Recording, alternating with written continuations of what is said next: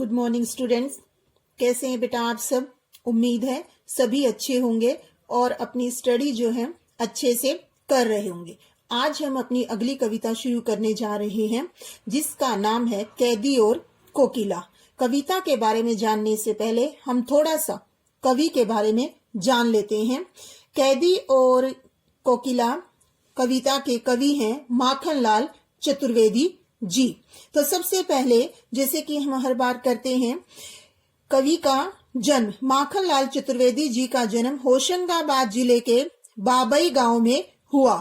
जब वो 16 वर्ष के थे तब वो शिक्षक बन गए, मतलब उन्होंने अध्यापन का कार्य शुरू किया। कुछ समय के बाद उन्होंने अध्यापन का कार्य छोड़कर प्रभा नामक पत्रिका में संपादन का कार्य शुरू किया। वे देशभक्त कवि एवं प्रखर पत्रकार थे, मतलब देशभक्त कवि थे और पत्रकार थे, और उसमें भी प्रखर, मतलब अपनी बात को अच्छे से बिना डरे स्पष्ट कहने वाले।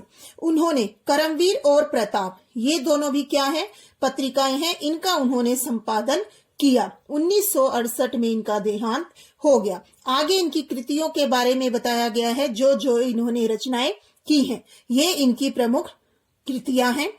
हिम किरीटनी, साहित्य देवता, हिम तरंगिणी, वेणु लो गूंजे धरा, ये इनकी प्रमुख कृतियां हैं। और इन्हें पद्म भूषण और साहित्य अकादमी पुरस्कारों से सम्मानित भी किया गया है। आगे है माखनलाल चतुर्वेदी की रचनाएं राष्ट्रीय भावना से युक्त, मतलब जो मुख्य स्वर इनकी रचनाओं में हमें देखने को मिलता है वो है राष्ट्र के प्रति भावना।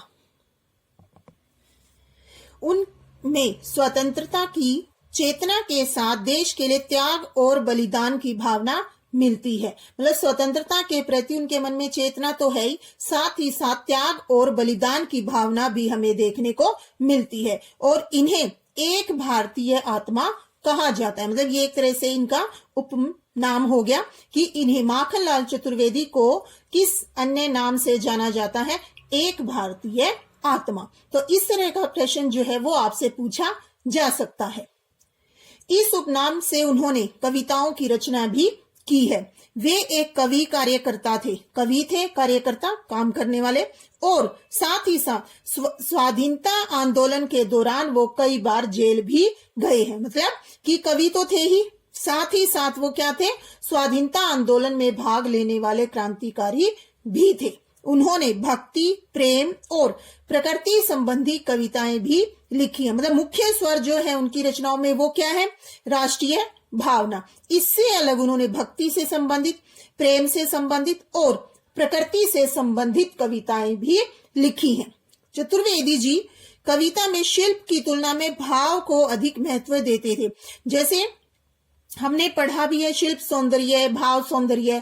शिल्प जैसे मतलब कि कौन सी भाषा है, किस प्रकार के शब्दों का प्रयोग है, अलंकार है, छंद है, इस तरह से। और भाव कि उस कविता का मुख्य भाव क्या है, या कवि हमें क्या बात स्पष्ट करना चाहते हैं। जैसे अगर हम राष्ट्रीय भावना को ही लें यहाँ पे, तो ये इनकी कविताओं का मुख्य भाव है, तो वो भाव को अधिक महत्व देते थे। उन्होंने परंपरागत छंदबद्धता, कहते कि परंपरा से जो छंद का प्रयोग करने की परंपरा चली आ रही थी, और साथ ही साथ तत्सम शब्दावली यानी संस्कृत के शब्दों का प्रयोग, इसके स्थान पर उन्होंने किसका प्रयोग करा, बोलचाल की सामान्य भाषा का, और उसके साथ उन्होंने उर्दू फारसी के शब्दों का भी प्रयोग किया है। मतलब कि उन्होंने सामान्य बोलचाल की जो भाषा है उसका प्रयोग किया है, और उसमें उर्दू और फारसी के शब्दों का प्रयोग कवि ने किया है। ठीक है, ये तो था बेटा हमारा जी कवि परिचय। अब थोड़ा सा हम कविता शुरू करने से पहले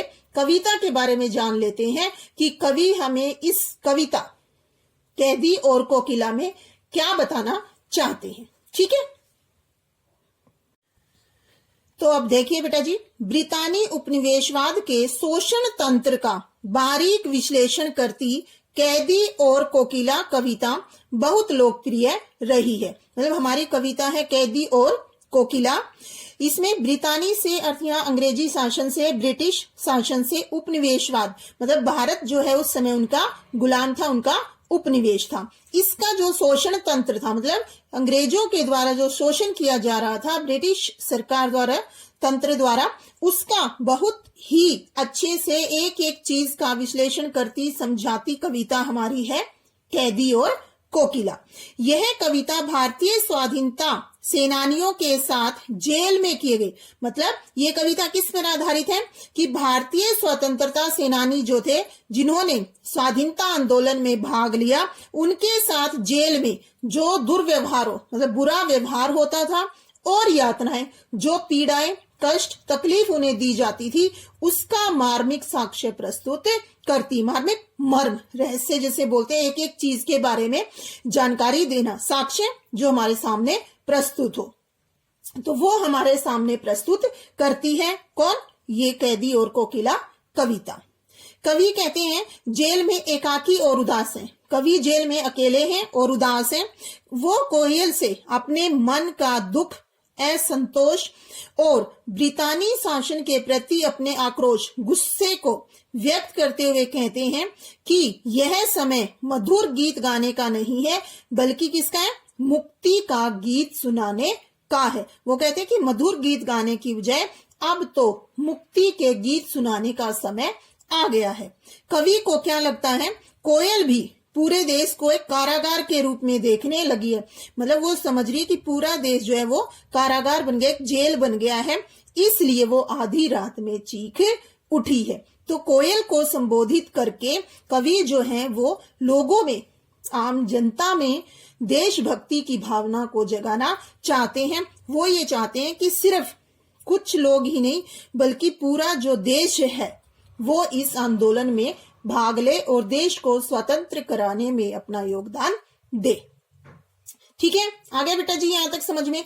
ये है हमारा कैदी और कोकिला कविता का एक तरह से संक्षेप में सार, जो हम पूरी कविता में पढ़ेंगे। दूसरा, ये कविता थोड़ी सी बड़ी है, तो इसका अध्ययन जो है हम 2 भागों में करेंगे। तो आज हम भाग 1 पढ़ेंगे इसका, और अगली वीडियो में जो है वो मैं आपको दूसरा भाग करवाऊंगी। ठीक है, तो आइए अब अपनी कविता जो है वो हम शुरू करते हैं। तो बेटा जी देखिए अब ध्यान से, कैदी और कोकिला कविता का नाम है और इसके कवि हैं माखनलाल चतुर्वेदी जी। तो सबसे पहले, क्या गाती हो, क्यों रह रह जाती हो कोकिल बोलो तो। इसमें कवि जो है वो किसको संबोधित कर रहे हैं? कोयल को। कह रहे कि कोयल तुम क्या गा रही हो और क्यों रह रह जाती हो, मतलब बार बार तुम अपनी बात कहते कहते चुप क्यों हो जाती हो, कोकिल बोलो तो। कि हे कोयल तुम क्या गाना चाहती हो, क्या गा रही हो, और बीच बीच में तुम रुक क्यों जाती हो, कोयल बोलो तो। तो कवि जो है वो कोयल से पूछ रहे हैं कि किसका क्या लाती हो, मतलब क्यों तुम क्या ला रही हो, संदेशा किसका है, कि जो संदेश तुम लाई हो वो किसका है, कोकिल बोलो तो। कि हे कोयल जो तुम ये संदेश ला रही हो ये किसका है, मतलब ये संदेश देकर तुम्हें किसने भेजा है, तुम ये संदेश किसके लिए लाई हो। ऊंची काली दीवारों के घेरे में, क्या अब कवि अपने बारे में बता रहे हैं कि जो ऊंची काली दीवारें, मतलब जहां पर कवि है वहां की दीवारें कैसी हैं, ऊंची हैं, काली हैं, और उन दीवारों के घेरे में डाकू चोरों बटमारों के डेरे में, डाकू है वहां पर, चोर हैं और बटमार हैं। बटमार क्या होते हैं? जो रास्ते में यात्रियों को लूट लेते हैं। तो अब कवि कह रहे हैं कि दीवारें जो हैं वो ऊंची भी हैं, काले भी हैं, और साथ ही साथ उसमें डाकू, चोर और बटमारों के डेरे हैं, मतलब वहां पर ये सब हैं, और वहीं पर मुझे भी रखा हुआ है, और मुझ जैसे अनेक स्वाधीनता आंदोलन के सेनानियों को जेल में बंद किया हुआ है। तो इसके कहने का मतलब क्या है? एक तरह से कवि ये कहना चाहते हैं कि जो स्वाधीनता आंदोलन में सेनानी भाग ले रहे हैं उन्हें भी अंग्रेजी सरकार द्वारा डाकू चोरों के समान ही उनसे व्यवहार करती है, कि जो व्यवहार डाकुओं या चोरों के साथ होता है वही व्यवहार अंग्रेजी सरकार द्वारा हमारे साथ भी किया जा रहा है। किनके साथ? स्वाधीनता सेनानियों के साथ। अब आगे वो कहते हैं जीने को देते नहीं पेट भर खाना, मतलब कि वहां जेल में हम कैद हैं, हमें इतना खाना नहीं मिलता कि हम जी सके। मरने भी देते नहीं, तड़प रह जाना, और हमें वो मरने भी देते नहीं है, हम तड़पते हुए रह जाते हैं। इसके कहने का मतलब क्या है यहाँ पर कि खाना तो हमें मिलता है लेकिन इतना ही मिलता है कि हम मरे नहीं।